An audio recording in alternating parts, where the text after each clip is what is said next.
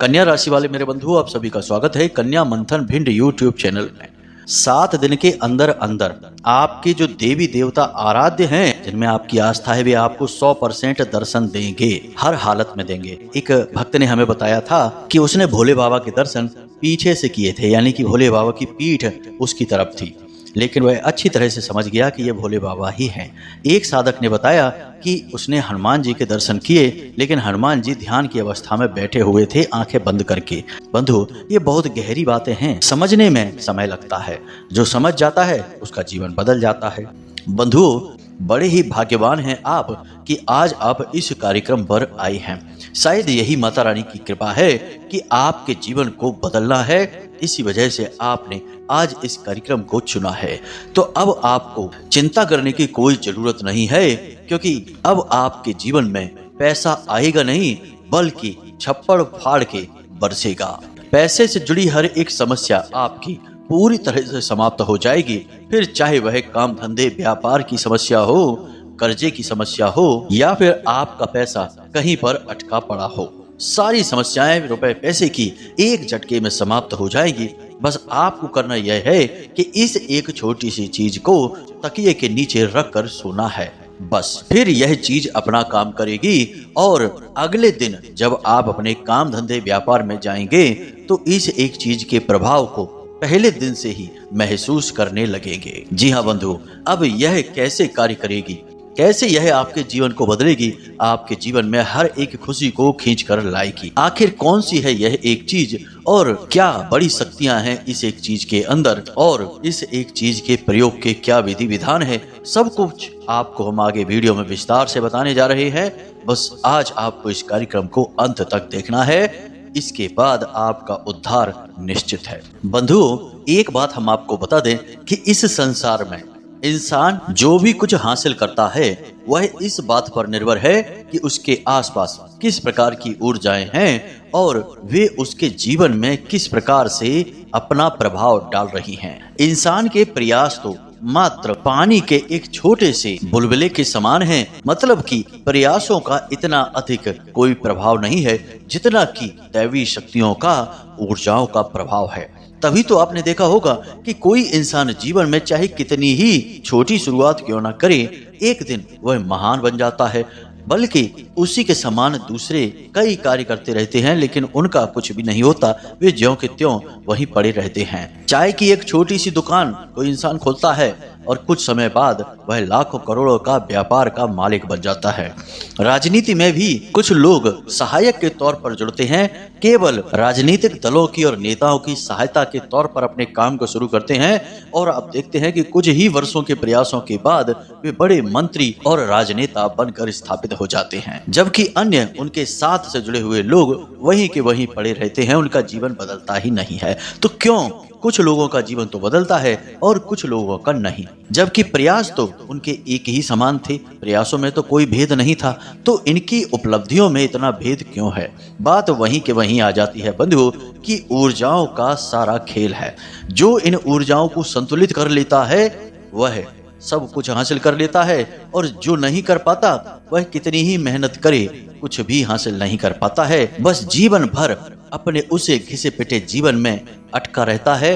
तो अब बंधु, आपको चिंता करने की कोई जरूरत नहीं है, क्योंकि आज हमने आपके सामने एक ऐसी गहरी सच्चाई को रखा है, एक ऐसी शक्तिशाली वस्तु के बारे में आपको हम बता रहे हैं, जो हमारे हिंदू धर्म के सनातनी परंपरा के पुराणों की, वेदों की गहराई से निकाला गया है, आध्यात्मिक बल रखने वाला है। कहने का मतलब यह है कि इस एक चीज का सही प्रयोग यदि आपने आज सीख लिया तो दोबारा आपको मुड़कर पीछे देखने की जरूरत नहीं है। आप जिस भी काम में जाएंगे वहां केवल और केवल आपकी विजय पताका लहराएगी। आप बस जीवन में कुछ भी हासिल करने के बारे में सोचेंगे, चीजें आपके पास खिंची चली आएंगी। आपकी बातों में इतना आकर्षण उत्पन्न हो जाएगा कि जो आपसे 1 मिनट भी बात कर लेगा वह आपको कभी भूल नहीं पाएगा। कहने का मतलब यह है कि आपके अंदर एक गजब का आकर्षण, गजब की ऊर्जा और आध्यात्मिक शक्ति उत्पन्न होने लगेगी। और ऐसा क्यों होगा? क्योंकि आपके आसपास का ऊर्जा का वातावरण बिल्कुल शुद्ध और सकारात्मक हो जाएगा, यानी कि दैवीय शक्तियों का सीधा साथ आपको प्राप्त होने लगेगा। तो बंधुओं, आज जब आप इस कार्यक्रम में आए हैं तो इसे पूरा अवश्य देखें, बीच में बिल्कुल भी छोड़कर नहीं जाना है। तो उम्मीद हम करते हैं आपसे कि आप सचमुच में अपने जीवन को बदलना चाहते हैं, देवी देवताओं की शुद्ध सकारात्मक ऊर्जा और उनकी कृपा और आशीर्वाद को अपने जीवन में लाना चाहते हैं, और सबसे बड़ी बात कि आप भगवान में, धर्म में और आध्यात्म में गहरी आस्था और विश्वास रखते हैं। यदि आप इन सब चीजों के लिए अपने मन में हाँ कह रहे हैं तो निश्चित तौर पर इस वीडियो में टिकिए। हम आपको पूरा भरोसा दिलाते हैं कि आप आज ज्ञान का एक ऐसा खजाना प्राप्त कर लेंगे जिसे प्राप्त करने के बाद जीवन तो 100% बदलता ही है, इंसान के सोच विचार और जीने के तरीके भी बदल जाते हैं। तो उम्मीद करते हैं कि आप हमारी भावनाओं को समझ रहे हैं, हमारे काम करने की शैली को भी जानते हैं, और इसी आधार पर आप इस कार्यक्रम में अंत तक अवश्य ही ठहरेंगे। तो चलिए बंधुओं, बिना समय गवाए आज के इस महत्वपूर्ण कार्यक्रम की शुरुआत करते हैं। लेकिन इससे पहले हम आपसे चाहेंगे कि आप माता रानी को आभार अवश्य व्यक्त करें और कमेंट बॉक्स में एक बार नहीं 3 बार लिखें, जय माँ भद्रकाली कृपा करो। माता रानी आपके ऊपर पूरी कृपा और आशीर्वाद बनाएंगी, हमें पूरा विश्वास है। तो बंधुओं, अब आप ध्यान से हमारी बातों को समझना। आपसे हम कुछ प्रश्न पूछेंगे, उन प्रश्नों के जवाब आपको अपने मन में देना है, या यूं कहें कि विचार करना है। फिर आपको हम कुछ बातें बताएंगे जिन्हें जानकर आपको निश्चित तौर पर बहुत आश्चर्य होगा। आज का यह वीडियो नींद में किए गए एक विशेष प्रयोग के ऊपर आधारित है, पूर्ण रूप से आध्यात्मिक है, धार्मिक है और माता रानी के द्वारा दी गई अनुभूतियों के ऊपर आधारित है। जी हाँ बंधुओं, तो ध्यान से सुने। अब सबसे पहले हम आपसे यह पूछते हैं कि रात्रि के समय जब आप सोने के लिए जाते हैं, तो जब तक आप नींद की गहराई में नहीं डूबते हैं तब तक आपको सब पता रहता है कि आप कहाँ हैं, क्या कर रहे हैं, कैसे कपड़े आपने पहने हैं, कैसे लोग आपके आसपास हैं, दिन है कि रात है, यानी कि इस दुनिया की पूरी अनुभूतियां आपके पास होती हैं। लेकिन आप जैसे ही नींद की गहराई में जाते हैं आप सब कुछ भूल जाते हैं। फिर आपको कुछ नहीं पता कि आपके आसपास कैसे लोग हैं, कैसी दुनिया है, दिन है, रात है, कुछ भी नहीं पता है। तो असल में आपको जब नींद में जाने की यह अवस्था हावी होती है, उस समय इस संसार से आपका संपर्क भी कमजोर होने लगता है और आप एक अलग संसार में जाने लगते हैं। अब उस संसार में, जिसे हम नींद का संसार कह सकते हैं अभी के लिए, फिर आगे उसका हम आध्यात्मिक नाम भी बताएंगे, उस संसार में जाने का समय क्या होगा यह आप निर्धारित नहीं करते हैं, यह शायद वही संसार निर्धारित करता है। इसीलिए आपने कभी देखा होगा कि कई बार तो आप बस यूं ही आंख बंद करके कुछ समय के लिए लेटेंगे और तुरंत नींद में चले जाएंगे, आपको पता ही नहीं चलेगा। और इसीलिए कभी कभी ऐसा होता है कि जब आप खूब सोने की कोशिश करेंगे फिर भी आप नींद में नहीं जा पाएंगे, बस यहाँ से वहाँ करवटें बदलते रहेंगे। अब आपके मन में कोई बेचैनी भी नहीं है, कोई विचार भी नहीं है, तब भी आपको नींद नहीं आ रही है, मतलब कि आपको उस नींद की दुनिया में, नींद के संसार में प्रवेश नहीं मिल पा रहा है, इस वजह से आपको नींद नहीं आ रही है। तो अब इन सब बातों से यह बात स्पष्ट होती है कि आपको नींद कब आएगी यह असल में आपका निर्णय नहीं है, यह निर्णय किसी और का है। आप तो बस लेट जाते हैं, आंखें बंद करते हैं और नींद के आने का इंतजार करते हैं। कब नींद आती है आपको यह भी पता नहीं चलता है, और नींद में जब आप चले जाते हैं फिर आपके साथ क्या होता है यह भी आपको नहीं पता चलता है। यानी कि नींद एक रहस्य है और इस रहस्य की गहराई में बहुत बड़े बड़े राज छुपे हुए हैं। अब इस रहस्य के विषय में विज्ञान क्या कहता है, इस विषय पर तो चर्चा ना करें तो ही अच्छा है, क्योंकि विज्ञान को नींद के विषय में अभी कुछ भी नहीं पता चला। विज्ञान तो खुद बहुत बौना है, अभी बस विचार ही कर रहा है, सोच ही रहा है, अध्ययन रिसर्च अभी चल ही रहे हैं नींद के ऊपर। लेकिन हमारा अध्यात्म इसके विषय में बहुत कुछ कहता है। हिंदू धर्म की उन्नत परंपराएं और ऋषि मुनियों की गहरे अध्ययनों के आधार पर बहुत सारी बातें हमें पता चली हैं कि नींद क्या है। अब आप ध्यान से सुनिए, जब हम रात्रि में सोने के लिए लेटते हैं तो हमारा जो शरीर है वह तो विश्राम की अवस्था में चला जाता है, लेकिन इसी शरीर से जुड़ा हुआ एक और शरीर होता है जिसे हम आत्मिक शरीर कहते हैं, या फिर यूं कहें सूक्ष्म शरीर, जो हमारे इस शरीर से एक रेशमी धागे से जुड़ा रहता है, जिसे हम सिल्वर कॉर्ड कहते हैं। यह धागा हमारी नाभि से और सूक्ष्म शरीर के नाभि से आपस में जुड़ा रहता है। अब जब आप नींद में जाते हैं तो असल में यह सूक्ष्म शरीर आपके भौतिक शरीर को छोड़कर अन्य लोगों के भ्रमण में चला जाता है। इसीलिए आप जब सोकर जागते हैं और कुछ सपने देखते हैं तो आपको सपनों की अधूरी सी यादें रहती हैं। कभी कभी तो सपना आपको याद ही नहीं रहता है, और याद रहेगा भी तो हल्की फुल्की यादें रहेंगी, पूरी तरह से नहीं। अब ऐसा क्यों? क्योंकि जो भी कुछ सपने में आपने देखा वह आपके इस भौतिक शरीर ने नहीं देखा, यह तो आपके बिस्तर पर पड़ा था, इसलिए यह इस भौतिक शरीर की यादें नहीं है। लेकिन आपके सूक्ष्म शरीर ने वह सब कुछ देखा, इसलिए वे यादें आपके सूक्ष्म शरीर की हैं। इसीलिए जब आप सोकर जागते हैं तो आपको कुछ भी ठीक से याद नहीं रहता कि आपने क्या सपना देखा। लेकिन कुछ सपने ऐसे होते हैं जो आपको पूरी तरह से याद भी रहते हैं। वे असल में संदेश होते हैं। जी हाँ बंधुओं, जो आपका सूक्ष्म शरीर आपके इस भौतिक शरीर में, आपके मन मस्तिष्क में डालना चाहता है, क्योंकि वह आपके किसी पितृ पूर्वज से मिलकर आया है, किसी ऐसे संसार में घूमकर आया है जहां से कुछ विशेष सूचना है जिसका लाभ आपको प्राप्त हो सकता है, आपके उपयोग की है वह सूचना। मित्रों, उम्मीद कर रहे हैं हम कि आप हमारी सारी बातों को गहराई से समझ रहे हैं, क्योंकि बिना ध्यान दिए आपको कुछ भी समझ में नहीं आएगा। यहाँ पर हम पूर्ण गहराई की बात कर रहे हैं, आध्यात्म की बात कर रहे हैं। अब मानकर चलिए कि आपका सूक्ष्म शरीर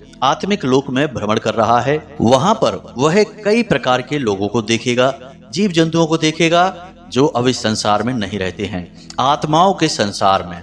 लेकिन वहीं से वह सूक्ष्म शरीर अन्य लोकों में भी जा सकता है, जैसे पितृलोक में, सूर्यलोक में, ब्रह्मलोक में, सतलोक में, तपलोक में, या फिर हमारे जो शास्त्रों में वर्णित नरक हैं अलग अलग प्रकार के, जिन्हें हम सतल, सुतल, वितल, तलातल, महातल, कई प्रकार के लोक हैं। अब हमारा सूक्ष्म शरीर जब पितृलोक में जाएगा तो वह हमारे पितृ पूर्वजों से मिलेगा। इसीलिए आपको सपने में ऐसा लगता है कि आप अपने किसी पुरखे पूर्वज को देख रहे हैं जो अभी इस संसार में नहीं है। जब उनसे मिलेगा तो वह उनसे बातें करेगा, उनके दर्शन करेगा, और यदि कुछ सूचना है तो वे आपको सूक्ष्म शरीर को जो सूचना देंगे उस सूचना को लेकर आपके पास आएगा। इसीलिए वह सपना आपको याद रहेगा। अक्सर ऐसे सपने आपको याद रहते हैं जिनमें आप भगवान के दर्शन करते हैं, ईश्वर के किसी रूप के दर्शन करते हैं, किसी मंदिर के दर्शन करते हैं, या फिर किसी पर्वत, पहाड़ या नदी के दर्शन करते हैं, या फिर अपने किसी पितृ पूर्वज को जो अभी संसार में नहीं है, मरे हुए हैं, ऐसे लोगों के दर्शन करते हैं, या फिर भविष्य में होने वाली किसी बड़ी दुर्घटना के बारे में आपको अनुमान हो जाता है, ऐसी चीजों के दर्शन करते हैं। तब आपको ये सपने सोकर जगने के बाद पूरी तरह से याद होते हैं, क्योंकि ये सपने असल में संकेत होते हैं जो आपका सूक्ष्म शरीर आपको देना चाहता है। यानी कहने का मतलब यह है कि यहाँ तक आपने यह समझा कि आप जब नींद में जाते हैं तो असल में आपका यह भौतिक शरीर तो सो जाता है, लेकिन आपका सूक्ष्म शरीर एक यात्रा पर निकल जाता है, और यह यात्रा अलग अलग लोकों की है। कभी वह किसी लोक में जाएगा, कभी किसी लोक में जाएगा। तभी आप किसी किसी सपने में बड़ी विचित्र चीजों को देखते हैं, विचित्र स्थानों को देखते हैं, या फिर जीव जंतुओं को देखते हैं, और आप अंदाजा लगाते हैं जागने के बाद कि आखिर आपने सपने में देखा क्या। चीजों के बारे में आप ठीक से अनुमान भी नहीं लगा पाते हैं, क्योंकि वे अलग अलग लोगों के दृश्य होते हैं। तो अब यहाँ तक आपको यह समझ में आ गया है कि सूक्ष्म शरीर किस प्रकार आपके सोने के समय पर यात्रा पर निकलता है। अब यहाँ पर आपके काम की एक बात और निकल कर आती है कि आपका सूक्ष्म शरीर आपको भविष्य में होने वाली बहुत सारी सूचनाओं की जानकारी दे सकता है, अलग अलग लोकों की यात्राएं कर सकता है, कई प्रकार की दिव्य ऊर्जाओं की, यहाँ तक कि देवी देवताओं की और भगवान के संपर्क में भी आसानी से आ सकता है। तो अब मूल बात यहाँ पर यह निकल कर आती है कि आप देवी देवताओं की विशेष कृपा और आशीर्वाद को इस प्रक्रिया से गुजरकर आसानी से हासिल कर सकते हैं। अब यह क्रिया क्या है, इसे आप ध्यान से समझिए। हम आपको बताने जा रहे हैं एक ऐसी क्रिया, एक ऐसी चीज के बारे में जिससे जब आप अपनी तकिए के नीचे रखकर सोएंगे और किसी विशेष ऊर्जा को साधने की कोशिश करेंगे तो वह ऊर्जा आपके सूक्ष्म शरीर के संपर्क में आएगी। यानी जब आप सोएंगे तो आपका सूक्ष्म शरीर जब यात्रा पर निकलेगा तो उस विशेष ऊर्जा तक वह पहुंचेगा, और जब उस विशेष ऊर्जा के संपर्क में वह आएगा तो वह आपके निवेदन को उस ऊर्जा तक पहुंचा देगा, यानी भगवान तक पहुंचा देगा, और फिर भगवान सीधे आपके संपर्क में आकर आपकी मदद करेंगे, आपके आसपास की नकारात्मकताओं को दूर करके आपके जीवन को सुंदर बना देंगे। यही है दिव्य लोकों में भ्रमण करने का रहस्य, देवताओं की शुद्ध सकारात्मक ऊर्जा को अपने जीवन में लाने का रहस्य। इसीलिए आपने देखा होगा कि ऋषि मुनि बड़े बड़े ध्यानी आंख बंद करके बस बैठे रहते हैं, समाधि की मुद्रा में चले जाते हैं। समाधि को भी नींद या मृत्यु की अवस्था ही कहा गया है। आपने देवी देवताओं तक को देखा होगा कि वे भी ध्यान की अवस्था में बैठे रहते हैं, फिर चाहे भोलेनाथ ही क्यों ना हो, चाहे भगवान श्री हरि विष्णु ही क्यों ना हो। जैसे कि इस समय भगवान श्री हरि विष्णु योग निद्रा में ही लीन हैं और ब्रह्मा जी तो हैं ही तपस्वी, वे तो ध्यान में बैठे ही रहते हैं। तो यह जो ध्यान की अवस्था है, यह भी एक गहरी नींद ही है, जिसमें कि वे अपने इस भौतिक शरीर को छोड़कर अन्य लोकों के भ्रमण करते हैं, अन्य देवी देवताओं और पराशक्तियों के ध्यान में डूबे रहते हैं। तो अब आप ध्यान से सुनिए, अब हम आपको इस गहरे प्रयोग के बारे में बताने जा रहे हैं।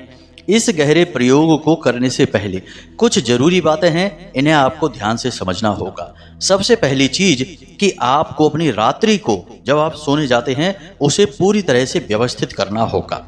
जी हाँ बंधुओं, सबसे पहला काम यह है कि आपको सूर्यास्त से पहले ही भोजन कर लेना होगा और रात्रि में आपको 10 बजे के आसपास ही सोने जाना होगा।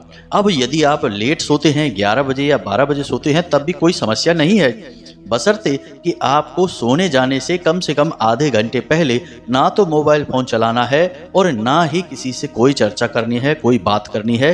बिल्कुल अपने दिमाग को खाली रखना है, जितना हो सके उतना अपने दिमाग में विचारों की शून्यता को बनाए रखें। कोई भी ख्याल अपने दिमाग में लेकर नहीं आना है, बस मौन रहना है, शांत रहना है और अपनी उस मनोकामना के बारे में सोचना है जिसे आप पूरी करवाना चाहते हैं। धन की कमी है तो पैसे के बारे में सोचेंगे, काम धंधे व्यापार के बारे में, नौकरी के बारे में सोचेंगे, या और भी कोई कष्ट है तो उस समस्या या परेशानी को दूर करने के बारे में सोचेंगे। साथ ही साथ आप अपने आराध्य के भी बारे में विचार करेंगे, मन में उनसे निवेदन और विनती करते रहेंगे। कहने का मतलब यह है कि जो सोने की गहरी आध्यात्मिक प्रक्रिया है उसमें उतरने से पहले आप अपने आप को, अपने मन को तैयार करेंगे। यह एक बहुत अच्छा तरीका है, इससे आपके सूक्ष्म शरीर को बल प्राप्त होता है और एक सही दिशा निर्देश भी प्राप्त होता है।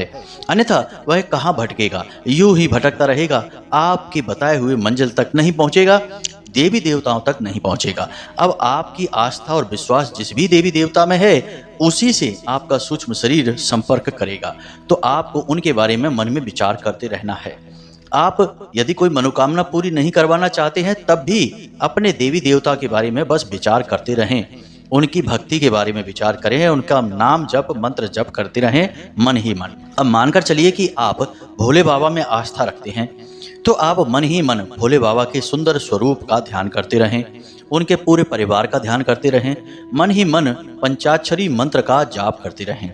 इसी प्रकार यदि हनुमान जी के प्रति आपकी आस्था है तो आप मन ही मन हनुमान जी की लीलाओं के बारे में विचार करते रहें, उनके सुंदर दृश्य का, उनके स्वरूप का मन में आभास करते रहें, दर्शन करते रहें। साथ ही साथ हनुमान चालीसा का या फिर हनुमान जी का मंत्र जो है उसके बारे में मन में उच्चारण करते रहें। इस प्रकार आप अपनी आत्मिक ऊर्जा को भगवान से जोड़ने की कोशिश कर रहे हैं। यह असल में तैयारी है और यह तैयारी सोने जाने से आधे घंटे पहले प्रारंभ हो जाएगी। अब आप काम चाहे कोई भी करते रहें, खाना देने का काम कर रहे हैं, खाएंगे तो आप नहीं, उस समय बात नहीं करना है, बस मन ही मन यह आपको दोहराते रहना है। कोई मनोकामना यदि है आपकी तो आप उसके बारे में भी विचार करते रहें कि हे भगवान, हमारे पास पैसे की बहुत तंगी है, कुछ भी करके आप हमारी तंगी को दूर करिए। या फिर कर्जा है तो हे प्रभु, हमारे ऊपर बहुत कर्जा है, कुछ भी करके हमें इस कर्जे से मुक्ति दिलाइए। इस प्रकार आप विचार करते रहेंगे। बंधुओं, याद रखना कि यह कोई साधारण प्रक्रिया नहीं है जिसके बारे में हम विचार कर रहे हैं, आपको बता रहे हैं। ऐसी गहरी आध्यात्मिक प्रक्रियाओं के बारे में केवल साधक ही आपको बता सकते हैं, अनुभवी इंसान ही बता सकता है। गैर अनुभवी इंसान तो इनके बारे में सोच भी नहीं सकता है। तो इन बातों को आप हल्के में बिल्कुल मत लेना। कुछ ही दिनों के प्रयोग के बाद आपका जीवन 100% बदल जाएगा। हम आपको लिख कर दे सकते हैं इस बात को। अब आप इस प्रक्रिया की शुरुआत कर चुके हैं। आपने हल्का भोजन लिया है, सोने जाने के आधे घंटे पहले आपने मोबाइल फोन को दूर रख दिया है, किसी से कोई बात नहीं कर रहे हैं, मन ही मन आप ख्याल कर रहे हैं, विचार कर रहे हैं। अब आपको करना क्या है, कौन सी चीज है जो अपने तकिए के नीचे रखनी है, जरा इन बातों को ध्यान से समझिए। तो आपको यह क्रिया कैसे करनी है समझिए। आप सोने जाने से पहले स्नान करेंगे, उसके बाद आप अपने पूजा घर में जाएंगे। पूजा घर में आपको एक भोजपत्र, अनार की कलम और अष्टगंध की स्याही लेनी है और भोजपत्र पर आपको 3 बार इस मंत्र को लिखना है, ओम त्रीम नमः, ओम त्रीम नमः। हम इस मंत्र के बारे में आपको पहले भी बता चुके हैं। अलग अलग इसके कई प्रकार के प्रयोग हैं, लेकिन इस मंत्र की शक्ति बहुत ही प्रचंड है। यह त्रिशक्ति को समर्पित है और हमारी संपूर्ण सृष्टि त्रिशक्ति से ही बनी हुई है। जैसे हम ब्रह्मा विष्णु महेश यानी कि सृजन, पालन और संहार की शक्ति कहते हैं। तो इस त्रिशक्ति का आह्वान आप कर रहे हैं। देवी देवता आपके जो भी हैं, आपके मन में हैं, उनके बारे में अलग बात है, लेकिन संपूर्ण देवी देवताओं का संबंध कहीं ना कहीं इन्हीं त्रिशक्तियों से ही होता है। तो अब आपने क्या करना है कि इस कागज पर यानी भोजपत्र पर आपको यह मंत्र 3 बार लिख लेना है। उसके बाद इस कागज को आपको भगवान भोलेनाथ या फिर भगवान श्री हरि विष्णु के चरणों में रख देना है।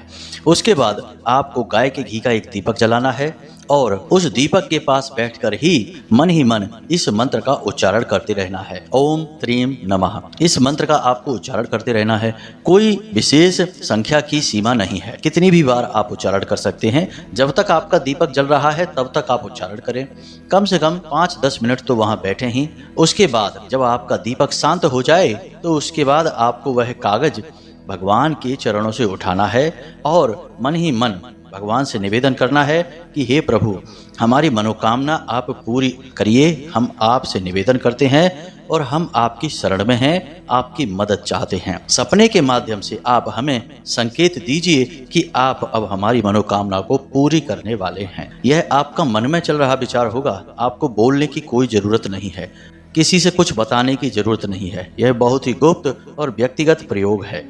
और याद रखना कि आप कुछ बोलें या ना बोलें, भगवान सब सुनते हैं, वे अंतर्यामी हैं, आपकी आत्मा को जानते हैं। तो अब आपको यह कागज उठाना है और इसे धीरे से अपने तकिए के नीचे रख लेना है। अब आपको सीधे होकर लेटना है और अपनी छाती पर दोनों हाथ रखने हैं और उसके बाद इसी मंत्र का फिर से उच्चारण करना है। जितनी भी बार आप कर सकते हैं, 7 बार कर सकते हैं, 21 बार कर सकते हैं, 31 बार कर सकते हैं। मन ही मन इसका उच्चारण करें और हर उच्चारण के बाद आप भगवान से निवेदन करें कि हे भगवान, हमें आप सपने में दर्शन देकर हमारी मदद करें और अपने साथ होने का हमें एहसास कराएं। इस प्रकार आप निवेदन करेंगे। यदि आपको मंत्रोच्चारण करते करते ही नींद आ जाती है तो कोई समस्या नहीं, बहुत ही अच्छी बात है। नहीं आती है, आप थक जाएं उच्चारण करते करते, तो आप आंखें बंद करके लेटे रहें, आपको नींद आ जाएगी। जब आपको थोड़ी देर बाद नींद आ जाएगी तो आपका जो सूक्ष्म शरीर है वह सीधे उसी लोक में जाएगा जिस देवी देवता के लिए आपने प्रार्थना की थी। याद रखना कि सीमाएं हमारे इस भौतिक शरीर के लिए हैं, आत्मिक शरीर के लिए, ऊर्जा शरीर के लिए कोई सीमा नहीं है, वह कहीं भी जा सकता है।